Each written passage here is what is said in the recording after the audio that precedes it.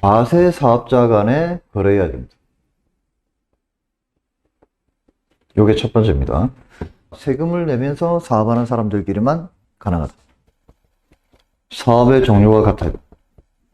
즉, 매도가 하고 있는 사업을 매수가 그대로 받아가야만 포괄 양수도가 가능합니다. 본계약은 포괄 양수도로 진행하기로 한다.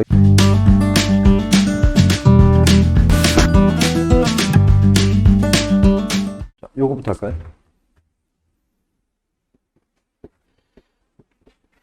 자, 포괄 양수도부터 오늘 시작하도록 하겠습니다. 자, 이 포괄 양수도는 여러분 다 아시는 것처럼 지난 시간에 잠깐 언급을 했습니다만 매매 방식 중에 하나라고 말씀드렸습니다. 그래서 일반 매매가 있고 포괄 양수도가 있고, 그래서 이 포괄 양수도 방식으로 매매가 진행이 되면 그 과정에서 부가세가 없어진다 그랬죠. 부가세가 발생하지 않습니다. 그래서 우리 입장에서는 매매 계약을 진행할 때 포괄 양수도 방식으로 진행하는 게 훨씬 간결합니다. 부가세를 따로 잡을 필요도 없고 매도 매수 간에 합의된 매매 대금만 주고받고 이렇게 정리해버리면 되니까 훨씬 깔끔하잖아요. 근데 이걸 우리가 하고 싶다고 해서 다 되느냐? 아니죠. 조건이 있어. 자, 조건에 부합을 할 때만 포괄 양수도가 가능합니다. 됐죠? 근데 우리 법에 보면 상당히 복잡하게 되어 있습니다. 인적, 물적, 유기적, 조직이 어쩌고 저쩌고 이렇게 막 나열이 되어 있는데 이거 우리 현업에, 중개업에 맞춰가지고 제가 조건을 다시 정리해드리면, 자, 크게 세 가지만 정리하면 됩니다. 요 조건에 들어오면 포괄 양수도가 가능하다, 이렇게 이해하시면 됩니다. 첫 번째는 과세 사업자 간에 거래해야 됩니다.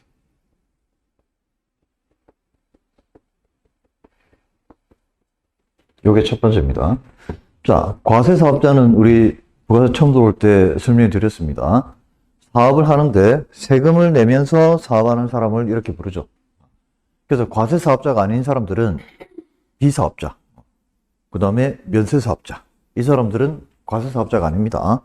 그래서 우리가 A를 매도로 보고 B를 매수로 보면 이렇게 매매가 이루어진다고 가정하면 이 양쪽 어느 한쪽이라도 얘들이 아닌 사람이 붙어버리면, 그러니까 면세사업자나 비사업자 어디라도 한 사람이 양쪽 중에 하나에 붙어버리면 이건 포괄 양수도가 불가능합니다.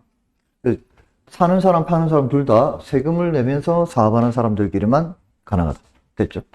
어렵지 않다, 그죠? 자, 그 다음에 두 번째는 그 두 사람이 과세 유형이 같아야 돼요.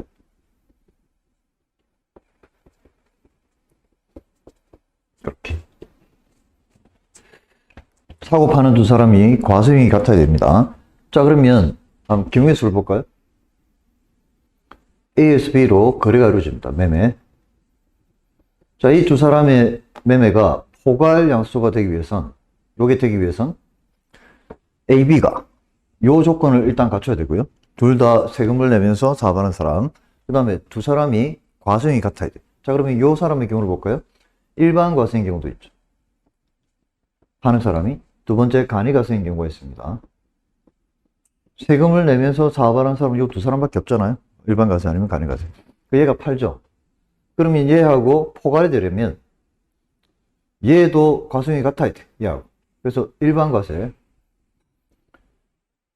간이과세, 세금을 내면서 사업하는 사람은 요 두 개밖에 없으니까 밑에도 이렇게. 자, 그러면 어떤 경우에만 포괄 양수도가 가능하겠느냐? 이건 너무 쉽죠. 자, 우선 파는 사람이 일반일 때 누가 사갈 때 포괄이 가능하다? 얘가 사갈 때. 요 때는 포괄이 가능합니다. 근데 얘가 파는데 얘가 사가요. 그럼 포괄이 가능하다, 불가능하다? 안 된다니까. 이해하시겠죠? 쉽잖아요. 하나도 어렵잖아요. 그럼 밑에 거 볼까요? 파는 사람이 간이과세.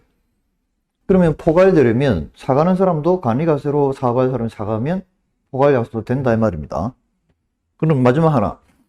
파는 사람이 간인데 사가는 사람이 일반이에요. 자, 이 두 사람 사이에는 포괄 양수가 될까요? 안 되는 게 맞죠. 근데 얘는 예외적으로 가능하다고 해줍니다. 자, 이게 왜 해줄까? 얘는 과세형이 다른데. 자, 이건 원래 의미는 따로 있지만 우리가 기억하기 쉽게 제가 다른 방식으로 설명드리면, 자, 이 경우를 한번 볼까요? 사는 사람이 일반 과세고 사가는 사람이 간이과세입니다. 자, 이 두 사람 사이에는 포괄 양수가 안 된다라고 말씀드렸어요. 매도가 일반이고 매수가 간이면 포괄 양수도 안 됩니다. 자, 이거 왜 안 해줄까? 과세관청 입장에서 생각해 보면 사업을 크게 하는 사람에서 사업을 적게 하는 사람으로 바꾸겠다. 그래서 과세관청은 너네들 그러면 포괄 양수도 안 돼. 이렇게. 근데 밑에 걸 보면 사업을 적게 하는 사람, 더 직설적으로 표현하면 세금을 적게 내는 사람이 세금을 많이 내는 사업으로 바꾸겠다 이 말입니다. 그러면 과세관청이 어떤 입장이 된다? 우리 뭐 도와줄 거 없을까? 이렇게 된다니까. 그 얘는 예외적으로 포괄이 가능하도록 해줍니다. 우리가 두 번째 조건, 과세 유형이 같아야 된다는 조건에서 딱 한 가지. 이것 때문에 포괄 양수가 안 되는 경우는 이 경우 하나밖에 없어요. 이렇게. 이때는 포괄 양수도가 불가능하다. 근데 만약에 매도 매수를 이렇게 앉혀놓고 계약을 진행하는데 우리가 그냥 무심결에 늘 하듯이 귀신이 씌었나? 매매계약서에 특약으로 이런 특약을 달아버리면 어떻게 될까요? 본계약은 포괄 양수도로 진행하기로 합니다. 특약으로 이렇게 달아버렸어.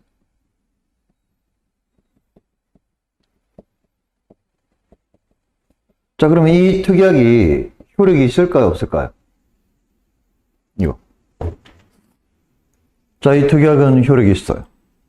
그러면 이 두 사람 사이라도 포괄 양수도 해주는 거냐? 그렇지 않고요. 내가 달아놓은 이 특약 때문에 이게 과세관청에서 직권으로 이렇게 전환돼 버려요. 이렇게. 요것 때문에. 그래서 요 계약이 돼버리는 거예요. 이해하시겠죠? 그래서 매수가 어떤 개인적인 사정 때문에 자기는 일반으로 못 가고 간이로 밖에는 못 갑니다라고 이야기하면 절대 이런 특약 다시면 안 됩니다. 요렇게 정리하시죠. 자, 그 다음 마지막.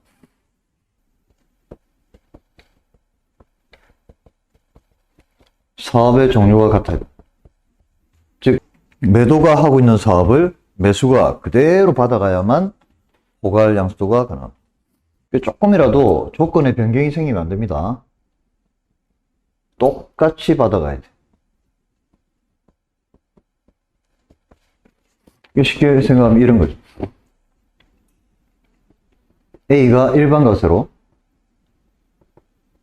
자기 건물을 가지고 임차인 들여가지고 부동산 임대 사업을 하고 있어요.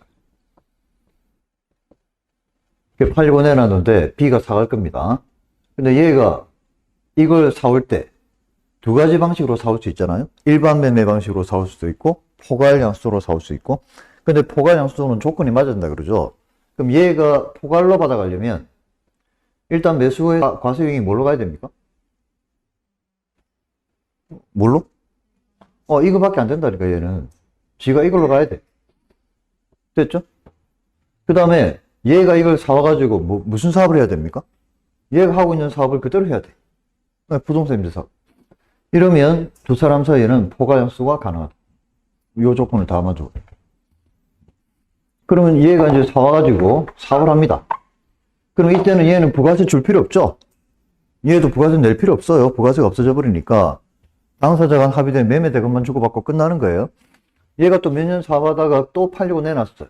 자, C가 사갈 건데 C는 병원장이에요. 그래서 자기가 이 건물을 사와가지고 병원을 직영할 거예요. 자, 이러면 포괄 양수 가능할까요? 안 됩니다. 사업의 종류가 달라지죠. 안 된다. 이게 면세사업이죠. 자, 이런 경우는 가능할까 볼까요? 자, A가 건물주인인데 일반 과세로 임대사업을 하고 있어요. 임차인 들여가지고. 4층짜리 건물이라고 한번 그려볼까요? 여기 임차인들이 막 들어와 있어요. 근데 여기에 B가 임차인이 식당을 하고 있어요. 자, 근데 이 상태에서 A가 건물을 팔려고 내놨어요. 이 건물 전체를 팔려고. 근데 아직 팔리진 않았어요. 내놓기만 해놓은 상태. 근데 1층에 있는 식당 차장이 그걸 어떻게 알았는지 얘를 찾아가지고 야, 건물 팔려고 내놨다면서. 나한테 팔아라. 임차인. 그 금액만 맞으면 팔 수 있잖아요. 그래서 이 건물을 임차인 B가 사왔어. 임차인이 어떻게 쓸 거냐? B가 사와가지고 이제 B가 소유권을 가져왔어요. 자기가 여기는 그대로 임차인 들여서 세받고 자기가 그대로 식당을 이제 직영을 하게 될 거죠. 이걸 계속 할 거야. 자, 이러면 이 두 사람 사이에는 포괄양수가 될까 안 될까요? 포괄양수 되겠다 안 되겠다? 안 됩니다. 사업의 종류가 다르죠. 즉 조건의 변경이 생겼잖아요. 자, 얘가 사업을 할 때는 4개 층 전체가 이 사업을 하고 있었죠. 이해하시겠죠? 근데 이 매수가 사와가지고 사업을 하게 되면 요 3개 층만 임대사업에 이건 직영이죠. 이건 일반업 시점이잖아. 그래서 사업의 종류가 달라지는 겁니다. 즉 다른 말로 조건의 변경이 생기는 바람에 이렇게 조금이라도 변화가 생기면 포괄양수가 불가능합니다. 그래서 매도가 하고 있는 걸 그대로 가져와야 돼. 됐죠? 자, 그래서 포괄양수 조건은 요거만 기억하시면 별 문제 없습니다. 됐죠? 자, 그러면 실제 현장에서 포괄양수도로 매매가 진행이 되면 어떤 절차를 밟게 되느냐? 자, 이렇게 됩니다. A와 B가 마주 앉아가지고 매매 계약을 체결하는데 우리가 확인해 보니까 이 매매 계약이 포괄양수가 가능하다 이 말입니다. 이걸 체크해 보니까 자, 그러면 우리가 뭘 해야 되느냐? 첫 번째, 요 매매 계약서에 포괄양수도 계약서라는 걸 한 부 더 만들어서 첨부를 해야 되느냐? 아, 이거 필요 없어요. 뭐 하면 되느냐? 여기다가 특약으로 한 줄만 달아놓으면 충분합니다. 이거 따로 할 필요 없어요. 포괄양수도 계약서. 그럼 매매 계약서에 어떤 특약 한 줄이면 충분하냐? 아까 제가 잠깐 적어드렸는데 본계약은 포괄양수도로 진행하기로 한다. 요 한 줄이면 충분합니다. 요걸로 충분하다. 그래서 별도로 포괄양수도 계약서를 한 번 만들어가지고 첨부할 필요 없어요. 요렇게만 하면 충분하다.